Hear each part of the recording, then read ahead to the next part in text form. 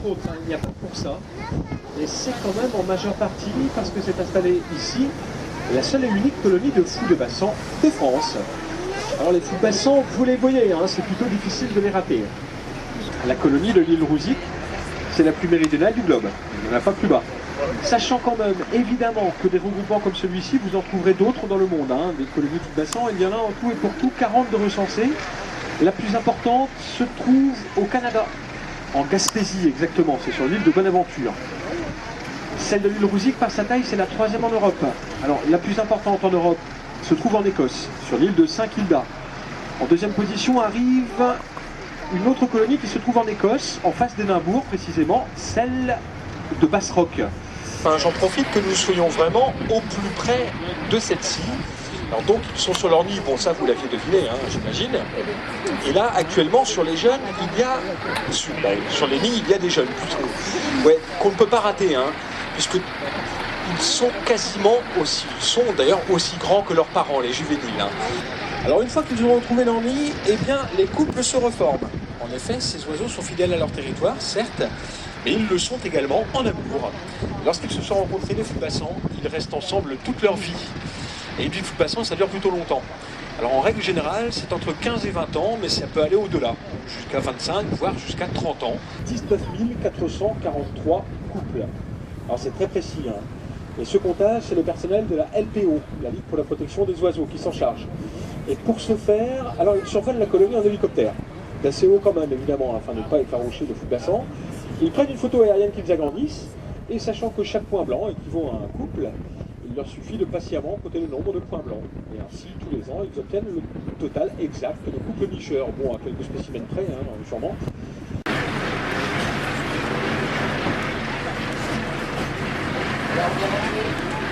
Bon, vous l'aurez remarqué, c'est pas franchement musical tout ça. Hein.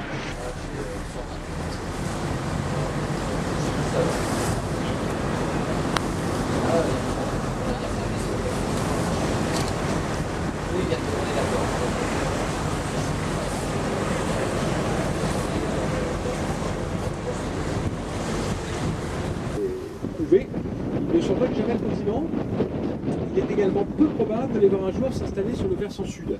Ce ne sont rien moins que les plus grands oiseaux marins de l'hémisphère nord, les fous de bassan. Ils font en moyenne 1,80 m d'envergure.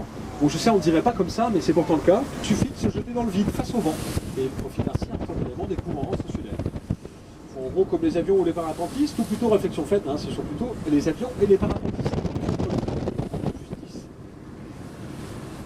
Bon, ça ne vous aura pas échappé là non plus, il y a une petite cabane au sommet de l'île, il n'y a personne dedans, hein. Bien que tous les ans, un scientifique vienne essayer de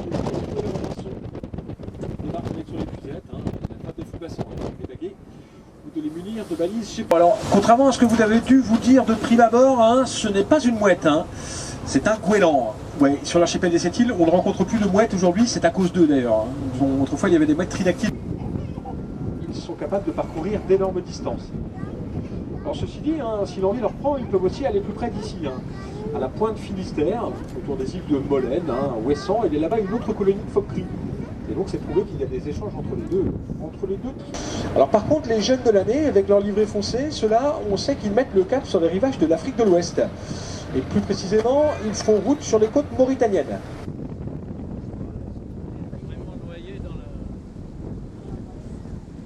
Ouais, c'est encore un mâle, ça. Bon, déjà au vu du gabarit, hein, je vous disais.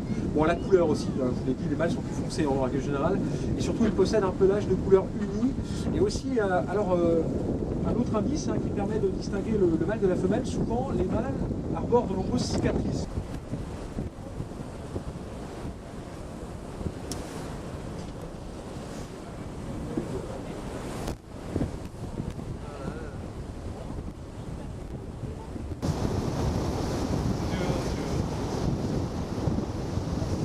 Très près du bateau et on pense justement que durant leur jeune temps hein, ils avaient été accueillis à cette clinique pour phoques à Océanopolis.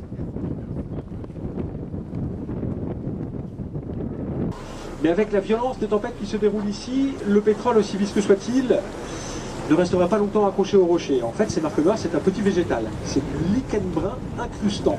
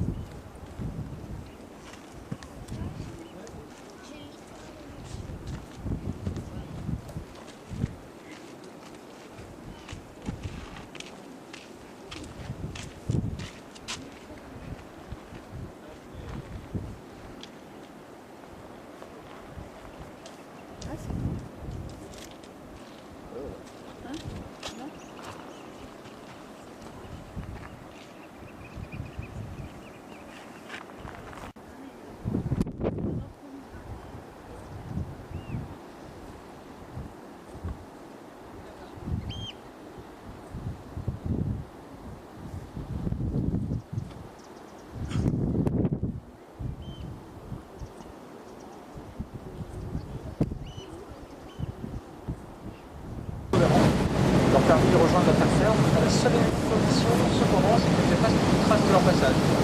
Aujourd'hui, là, trace, je pense. Ne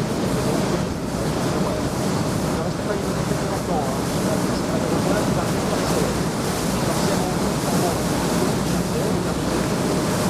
À gauche, tout à l'heure, on en verra la partie finale qui là-bas est très très brutale. C'est pas du tout la même chose. Ce que l'on a sur l'avant, c'est la presqu'île Renotte qui termine la commune de Trégastel. Le rocher qui pile en face de nous, là sur l'avant, lui, son nom en breton, c'est Castelminguy. Et ça veut dire en français, le rocher aux tortues. Alors vous allez voir, il y en a deux effectivement qui vont apparaître très très progressivement. Alors ensuite, en arrière-plan, là-bas, c'est le village de Trégastel, tout au fond de la baie de Sainte-Anne. La particularité de cette baie, eh bien, elle s'assèche totalement de son eau avant de marée. On peut y accéder à pied, sans se mouiller. Quand marée n'arrive pas, mais vous serez très mal reçu. Vous restez dans le stade Paris Match, une petite maison avec 3 volets blancs fermés là-bas sur l'avant droit, derrière la perche verte, vous voyez. Ça, c'est monsieur Gustave Eiffel qui l'a fait construire, juste avant de faire la tour.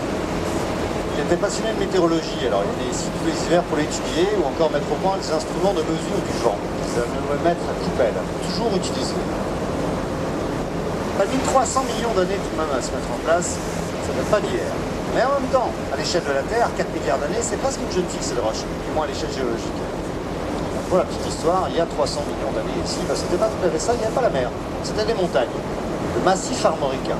Alors plutôt élevé d'ailleurs entre 2000 et 3 4 000 mètres d'altitude. Je ne sais plus trop, c'est lointain, mais bon. Il y avait une forte activité volcanique en tous les cas. Grand plaisir maintenant. Et ça s'érode vite. On va voir que c'est si dur que ça, le granit. Base du phare sert de repère aux géologues ici. Cet enrochement là, a perdu 2 mm en une seule nuit en avril 2008, lors de la grosse tempête qu'on a eu ici, qui était très sévère. C'est bien la preuve déjà que ça se chamboulait assez vite, évolué, de long. Ça fait de la mer, le repère naturel aux marins, pour se repérer en mer, quand il n'y a pas de l'électronique qui est maintenant dans le lac. Maintenant, elles ont moins l'intérêt de nous amuser, c'est déjà fait. Ceux qui peuvent le voir à l'arrière du bateau, à droite du phare, il y a le rocher de la coquille Saint-Jacques entrouverte, qui mange la base du phare ou l'horizon. Bon, il y a tous les 5 mètres. Ou encore, le chapeau de Napoléon, ça va encore changer. On va se cacher derrière un gros rocher sur sa gauche. Partez de l'arrière, revenez doucement vers le travers. Vous allez trouver à nouveau un gros rocher horizontal là-haut, en équilibre instable. Pas de jambes, si vous voulez dire. Lui, on a tout entendu à son sujet. Une perruche, du cachalot, phoque, du jambon, on a vu une cuisse de poulet hier. Très haut, lieu de notre départ, donc bientôt notre arrivée. Ici, la fin de la balade. Par là même la fin des commentaires. Normalement, elle se passe bien. En vous souhaitant une bonne fin de journée et peut-être une prochaine fois. Au revoir.